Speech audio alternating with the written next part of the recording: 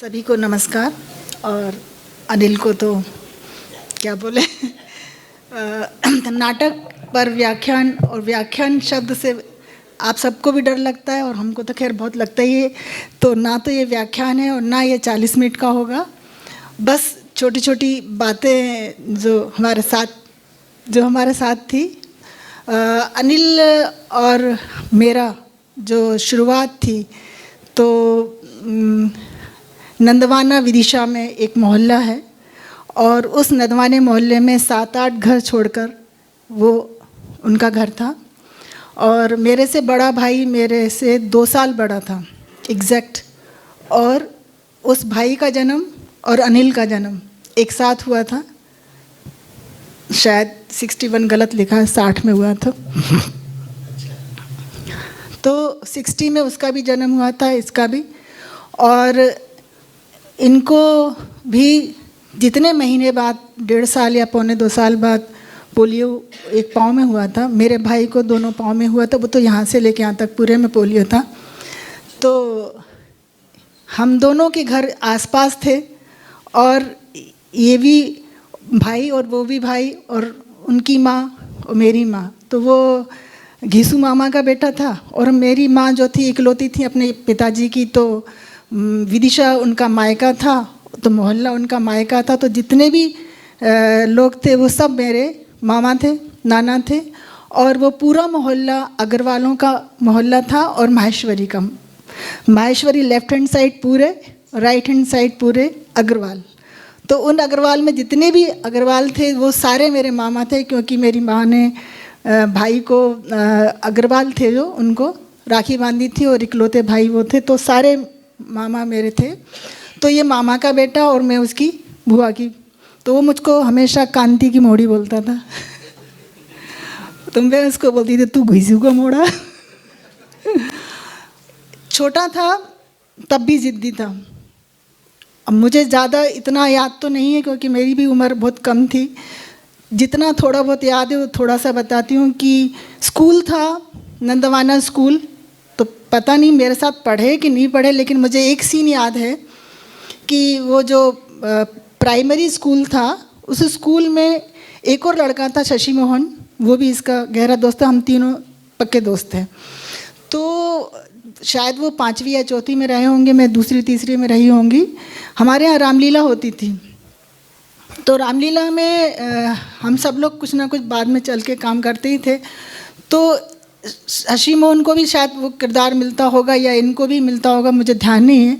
लेकिन वो दृश्य याद है कि वो स्कूल था, स्कूल के पीछे एक झील थी जो सूखी हुई थी, कीचड़ था, और उसके किनारे पर ही स्टेज बनाता था अनिल और शशि मोहन। और एक सीन तो उसमें रामचरितमानस में नहीं है, खैर पता नहीं किसी रामायण में होगा, इतनी 300 कितनी रामायण है। तो कोई होगा सीन ऐसा कि जिसमें अशोक वाटिका में सीता बैठी हुई हैं और रावण ने राम और लक्ष्मण के कटे हुए नकली सिर भिजवाए हैं। तो वो एक रामलीला में पालकी में बैठ कर के पूरा फेरा लगाया जाता था। तो उसमें वो रोल शायद उसने भी किया था और शशि मोहन ने तो किया ही था। तो वो उसकी रिहर्सल चलती रहती थी। तो वो अनिल जा कर के एक बड़ा पत्थर एक छोटा पत्थर, तो बड़ा पत्थर थोड़ा काला पत्थर, छोटा पत्थर थोड़ा गोरा पत्थर रख के 2 पत्ते ला के उनके सिर पे रखा। वो मुझे थोड़ा सा दृश्य याद है। और एक कपड़ा कुछ था उसको आंखों पे रख कर के, पता नहीं क्या तो बोल रहा होगा, लेकिन वो रोए जा रहा था चीख चीख के और कुछ कुछ बोले जा रहे थे। शशि मोहन हंसे जा रहा था। तो मैंने कहा कि ये तो रो रहा है, ये हंस रहा है। तो वो मुझे बार बार अनिल ऐसे आंख करके बोलता सच्ची में थोड़ी ना मरे हैं, ऐसी एक्टिंग कर रहा हूँ। वो दृश्य याद है।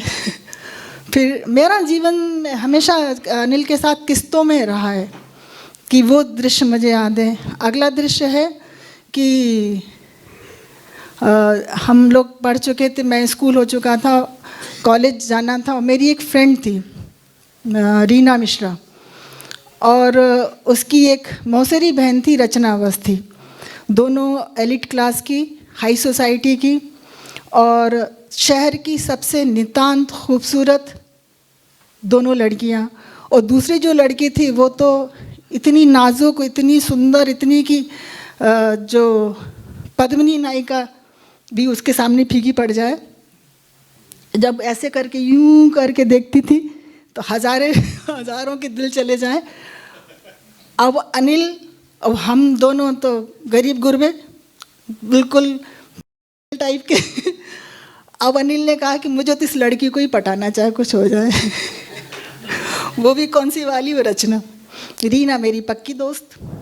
फिर रीना ने एडमिशन लिया, चूँकि वो साइंस की थी तो साइंस में चली गई। रचना मेरे साथ, मेरे से 1-2 साल जूनियर।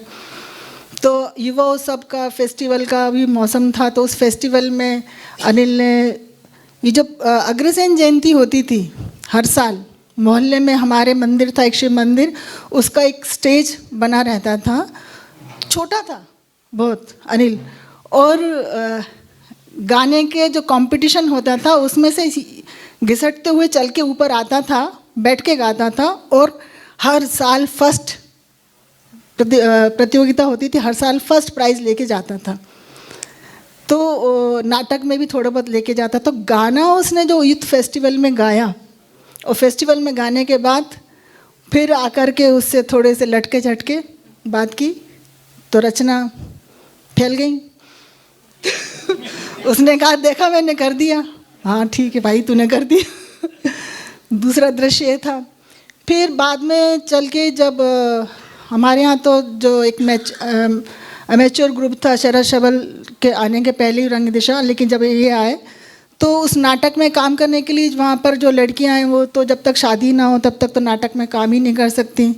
तो हमारी माँ ने भी कहा कि नहीं, नाटक में काम नहीं कर सकती, तुम्हारा शादी हो जाए, तुम्हारा पति हो जाए, तो पति एक कुकर्म करने के लिए तुम्हें आज्ञा दे दे तो चली जाओ। तो फिर ये अनिल आया और आकर के बोले कि चलो अपन को नाटक में काम करना है। तो वो जो मौलियर का नाटक था द वुड बी जेंटलमैन, उसमें जो नाम दिया तिरबर बिल्लोना, अनिल ने दिया। नाटक हुआ, उस नाटक में वो जो म्यूजिशियन का रोल था वो किया उसने, और उसमें जो बच्चे का छोटा बच्चा था तिरबर बिल्लोना, बेसिकली उन दिनों पूरे ग्रुप में बात चलती थी, तो पता नहीं कि बीच में ये इस्तेमाल किया करते थे, बोले तिरबर बिल्लोना। अब उसका क्या अर्थ मुझे पता ही नहीं लगता। अब ये सब आपस में बात करते रहते और बोले कि तिरबर बिल्लोना, तिरबर बिल्लोना आखिर है क्या? तो मैं बड़ा परेशान हो गया। तो मैंने कहा अब नाटक का नाम ही होगा तिरबर बिल्लोना। फिर वो गाना भी हुआ तारबर बिल्लोना। बहुत अच्छा प्ले हुआ था। एक टीवी शो में अभी थोड़े दिन पहले धर्मेंद्र बोल रहे थे कि एक्टर, कि एक अभिनेता में 3 चीज़ें होनी चाहिए। एक तो उसका बचपन, बच्चा होना चाहिए उसके अंदर जिंदा हमेशा।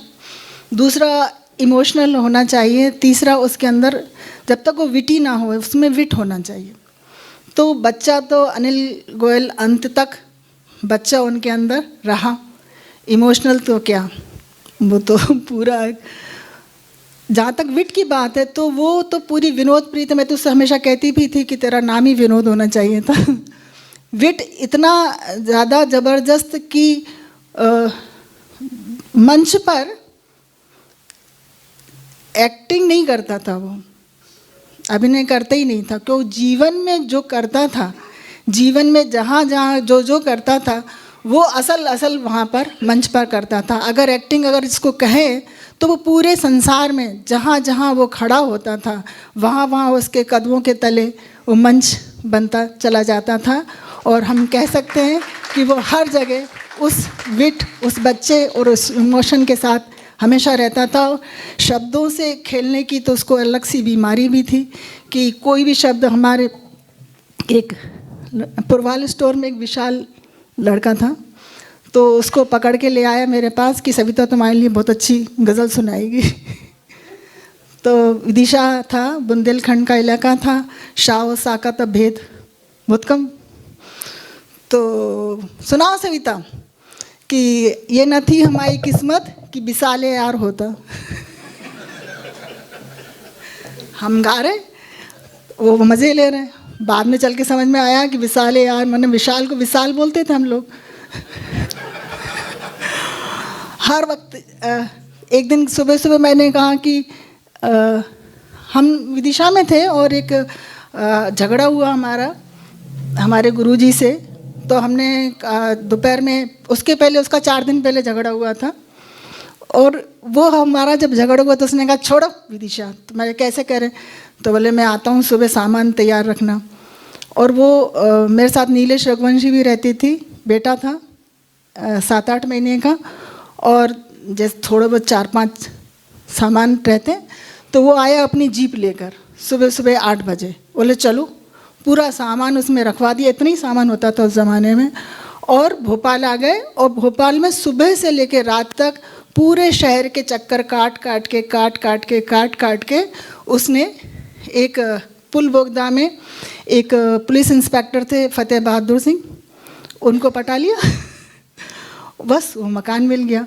तो ये हैरत की बात थी कि अनिल गोयल ये काम कर सकता था कि जहाँ कोई पहचान नहीं वहाँ अपना पूरा साजो सामान ला करके, और किराए से। अगले दूसरे तीसरे दिन मैंने कहा कि सामान खरीदना है, तो कहता कि आज तो सारी दुकानें बंदर खा गए। बंदर कैसे खा गए? तो वो जो दुकानें बंद होती है ना, तो उसमें शटर लगी रहती है, तो शटर में जैसे कुछ लिखते हैं तो कुछ शटर के कारण कुछ अक्षर इधर से उधर हो जाते हैं, तो रविवार को दुकानें बंद रखी जा तो बोले बंदर खा जाता शब्दों से खेलने की उसको एक अजीब सा वो था, और हर जगह हर चीज़ का उसके पास मजाक रहता था। और जहाँ मैंने विट की बात की तो कोई हल्का फुल्का नहीं, छिछला या उथले स्तर का नहीं, बल्कि सीरियस, गंभीरतापूर्वक। और जो केरल के वो जो डायरेक्टर प्रियदर्शन नायर, भागम भाग वाली फिल्म के, तो उनकी जो फिल्मों में जो ख़ास एक स्थायी चीज़ रहती है कि कन्फ्यूज़न, उससे जो कॉमिक आता है, तो कॉमिक सेंस उसमें ज़बरदस्त था कि वो इतने कन्फ्यूज़न क्रिएट करता था आम जिंदगी में कि एक मेरा दोस्त था, उसका भी बेटा उसी दिन पैदा हुआ, मेरा बेटा भी उसी दिन पैदा हुआ, और उसकी पत्नी को तबीयत खराब हो गई तो बच्चा मेरे पास रहा, मैंने ही उसको दूध पिलाया। तो उससे कहता कि ये तुम्हारी दोस्त से कहते उसकी ये तुम्हारी उपपत्नी है कुछ तो भी करता था, कुछ तो भी, हालांकि उसके इंटेंशन गलत नहीं होते थे, लेकिन वो हर चीज़ में मज़ा पैदा करने के लिए, मस्ती करने के लिए हर जगह वो चलता रहता था उसका। तो नाटक के संदर्भ में जो भी व्याख्यान देना था, तो व्याख्यान तो क्या देना था, ये सब था कि वो एक चलता फिरता नाटक का खुद पुतला था, और उसको अलग अलग जगह नहीं बांटा जा सकता था कि ये कवि है, ये पत्रकार है, ये नाटककार है, ये फलाना है ढिकाना। वो तो पूरा एक, उसकी नाम भी अनिल था, तो वो हमेशा कहता था कि तेरा नाम मेरा नाम एक ही है, मैं छोटी ई की मात्रा हमेशा निकाल देता हूँ, तू भी सविता मैं भी अनिल, हम दोनों आग हैं। तो वो जो जितनी भी क्रिएटिविटी या जितनी भी प्रतिभा थी, जितना भी टैलेंट था उसका, वो पूरा एक टैलेंट का आग का गोला समझ लो, जहाँ से जिस रास्ते से निकल जाए वो निकलता वहीं से था। तो बहुत बड़ी चीज़ भी था। बस इतना ही, आगे क्या करूँ। धन्यवाद।